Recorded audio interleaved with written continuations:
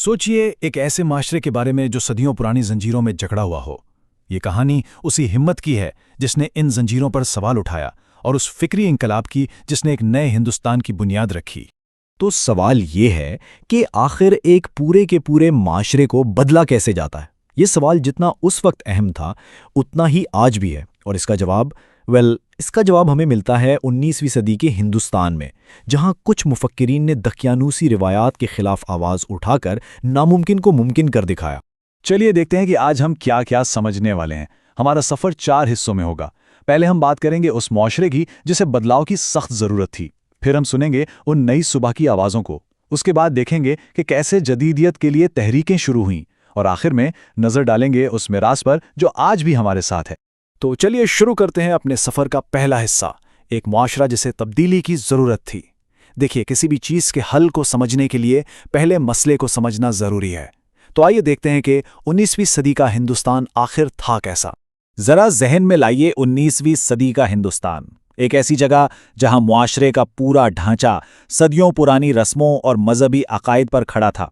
ये वो रिवायात थीं जो नस्ल दर नस्ल चली आ रही थीं, और इन पर सवाल उठाना, भाई वो तो सोचा भी नहीं जा सकता था, तकरीबन नामुमकिन था।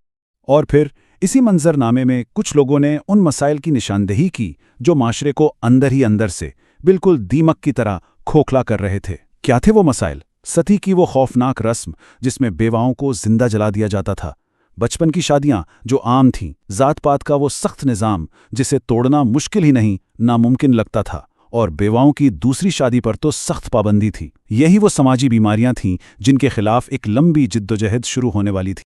अच्छा, मसले तो हमने देख लिए। अब आते हैं इस कहानी के हीरोज़ पर। हमारा दूसरा हिस्सा, नई सुबह की आवाज़ें।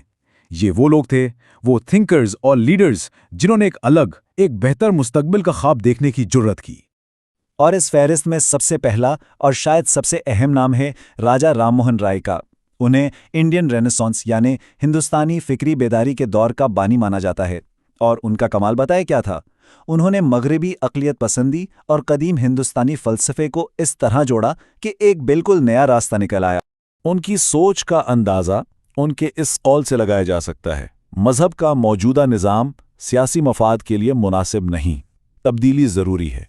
साफ साफ बिल्कुल वाज़े तौर पर वो कह रहे थे कि भाई अगर मुल्क ने तरक्की करनी है तो पहले समाज और मज़हब में इस्लाहात लानी होंगी, इसके बगैर नो वे। अच्छा, एक और अहम शख्सियत थे स्वामी दयानंद सरस्वती। अब इनका नज़रिया राजा राम मोहन राय से थोड़ा अलग था।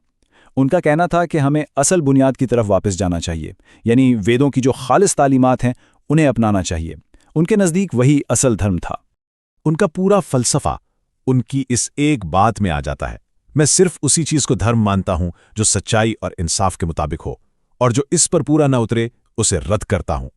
मतलब बिल्कुल क्लियर था, मजहब अंधी तकलीद का नाम नहीं बल्कि अक्ल और इखलाकियात की कसौटी है। सो आइडियाज़ तो आ गए, नए ख्यालात भी सामने आ गए, लेकिन सिर्फ सोचना ही तो काफ़ी नहीं होता ना, ख्यालात को अमल में भी तो लाना पड़ता है। और यहां से शुरू होता है हमारा तीसरा हिस्सा, जदीदियत के लिए तहरीकें। अब वक्त था इन इनफरादी फ़लसफ़ों को मुनज़्ज़म तहरीकों में बदलने का, ताकि एक बड़े पैमाने पर तब्दीली लाई जा सके। और यहाँ 2 बड़ी तहरीकें सामने आईं, ब्रह्मो समाज और आर्य समाज। देखिए, राजा राम मोहन राय का ब्रह्मो समाज अक़लियत पसंदी यानी रैशनलिज्म पर जोर देता था, जबकि स्वामी दयानंद का आर्य समाज वेदों की तरफ वापसी का नारा लगा रहा था। इंटरेस्टिंग बात यह है कि मंजिल दोनों की एक ही थी, सामाजिक इस्लाह, बस रास्ते थोड़े अलग थे। और ये जो तंजीमें थी ना, जिन्हें समाज कहा जाता था, ये सिर्फ कोई इदारे नहीं थे, बिल्कुल नहीं। ये अहम प्लेटफॉर्म बन गए थे, बहस व मुबाहिज़े के लिए, तालीम के लिए, समाजी काम के लिए। और इन्हीं प्लेटफॉर्म्स के ज़रिए ये नए इस्लाही नज़रियात पूरे मुल्क में फैले और एक फ़िक्री बेदारी की लहर दौड़ गई। चलिए अब आते हैं अपने आखिरी हिस्से की तरफ, वो विरसा जो आज भी कायम है। सवाल ये है कि आखिर इन तमाम कोशिशों का, इन दहाइयों की मेहनत का नतीजा क्या निकला? इन इस्लाहात ने एक कौम को एक नई शक्ल कैसे दी? आइए देखते हैं। 1829, इस साल को याद रखें। ये तारीख का एक बहुत अहम साल है। क्यों? क्योंकि इसी साल बंगाल सती रेगुलेशन पास हुआ, जिसने सती की जालिमाना रस्म को गैर कानूनी करार दे दिया। ये इन सब मुस्लिहीन के बरसों की जिद्दोजहद की पहली बड़ी, ठोस और तारीखी जीत थी। लेकिन बात सिर्फ कानून तक महदूद नहीं थी। असल इनकलाब तो लोगों की सोच में आ रहा था, खास तौर पर खवातीन के मुकाम को लेकर। सोच के देखिए, जहां रिवायती सोच कहती थी कि औरत की जगह सिर्फ घर है, वहीं ये नई इस्लाही सोच कह रही थी कि नहीं, औरत को तालीम और अवामी जिंदगी का पूरा हक है।